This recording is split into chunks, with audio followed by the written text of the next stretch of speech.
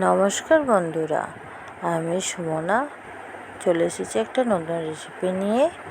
নাম দই chicken curry. তোমরা তাহলে দেখে নাও কিভাবে হচ্ছে।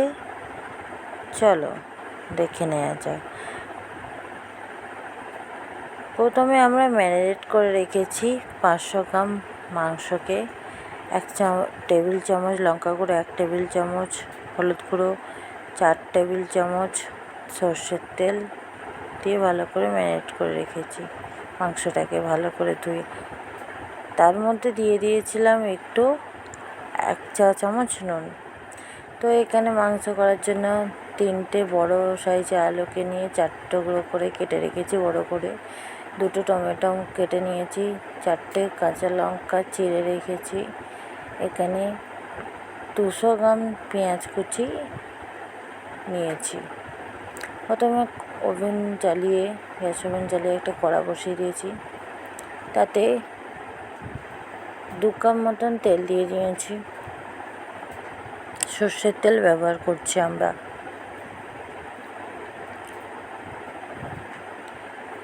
তেলটা যখন গরম হয়ে যাবে হাত দিয়ে একটু দেখে নিতে হবে। তো তেলটা গরম হয়ে গেছে, এবার আলুগুলো ওর মধ্যে দিয়ে ভেজে নেব। তো সব আলুগুলো দিয়ে দিয়েছি। এবার তার মধ্যে দিয়ে দেব 2 চা চামচ নুন। 2 চা চামচ নুন দিয়ে ভালো করে আলুগুলো লাল লাল করে ভেজে নিতে হবে।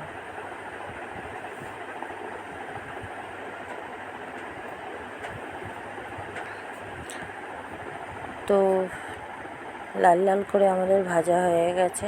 অনেকক্ষণ ধরে নাড়িয়ে চাড়িয়ে, কেউ হালকাও ভেজে নিতে পারেন। আমি লাল লাল করে আজকে ভেজেছি, কখনো কখনো হালকাও ভাজি।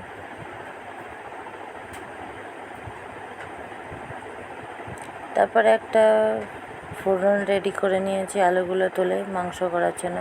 2টো তেজপাতা ছিঁড়ে নিয়েছি, 2টো শুকনো লঙ্কা কেটে নিয়েছি।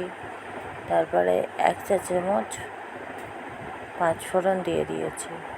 তাতে 1 চা চামচ নুন দিয়ে দিচ্ছি, যাতে মশলাটা না পুড়ে যায়। এবার ভালোভাবে ভেজে নিয়ে একটা সুন্দর গন্ধ হয়ে আসলে আগে থেকে কুচানো পেঁয়াজগুলো ওতে দিয়ে দিচ্ছি।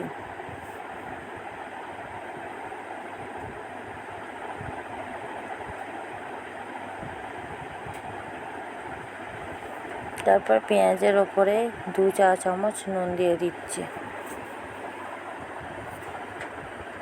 পেঁয়াজটা যাতে ভালোভাবে ভাজা হয়ে যায়, নরম হয়ে গ্রেভিটা তাতে হয়ে যায়।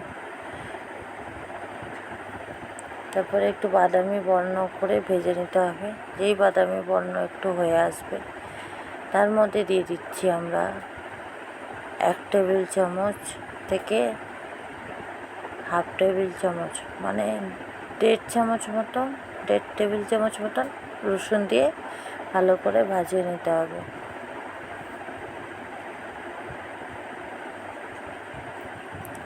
তবে ভালোভাবে ভাজিয়ে পেঁয়াজগুলো যখন গলে গলে একটু মাখা মাখা টাইপের হয়ে আসবে, তখনই আমি টমেটো আর কাঁচা লঙ্কাটা যোগ করে দিচ্ছি।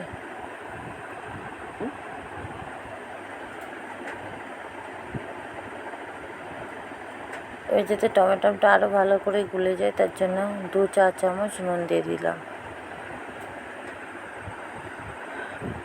তারপরে ভালো করে আমরা নেড়ে নিচ্ছি। ভালো করে নেড়ে নেড়ে যখন দেখবেন তেল ছাড়ছে, তার মধ্যে একটি আগে থেকে রেডি করে আমি একটা পেস্ট 5 টেবিল চামচ, মিনিমাম ওই 100 গ্রাম টক দই, 100 থেকে 150 গ্রাম টক দই নিয়ে নিয়েছি। 1 টেবিল চামচ লঙ্কা গুঁড়ো, হাফ টেবিল চামচ হলুদ গুঁড়ো, আর 1 কাপ মতন জল দিয়ে ভালো করে মশলার পেস্টটা গুলিয়ে রেখেছিলাম। দিয়ে এবার বাটি ধোয়া জলটাও দিয়ে দিলাম। তারপর ভালো করে কষিয়ে মশলাটা যখন ভালোভাবে গলে যাবে, তেল ছেড়ে যাবে, তার মধ্যে ওই 1.5 টেবিল চামচ মতন আদা বাটা যোগ করে দিতে হবে। ভালো করে যখন মশলাটা একটু ভেজে নেওয়া হয়ে যাবে সবের সঙ্গে, তার মধ্যে দিয়ে দিতে হবে আগে থেকে ম্যারিনেট করা মাংসগুলো।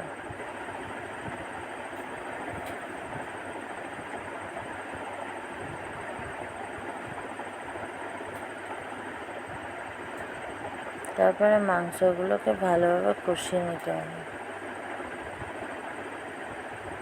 তারপরে একটু 1 থেকে 10 মিনিট মতন একটু নাড়াচাড়া করার পর ম্যারিনেট করা বাটি ধুয়ে জল দিয়ে দিলাম।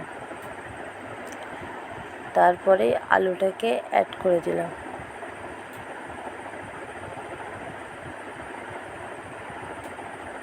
তারপর ভালো করে এবার কষাতে হবে।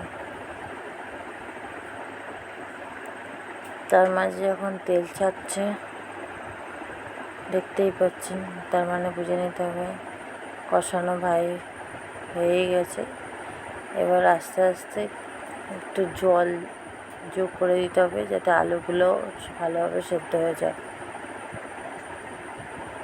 আমরা কিন্তু গরম জল ব্যবহার করি রান্না করলে, এতে রান্নার টেস্ট হয়।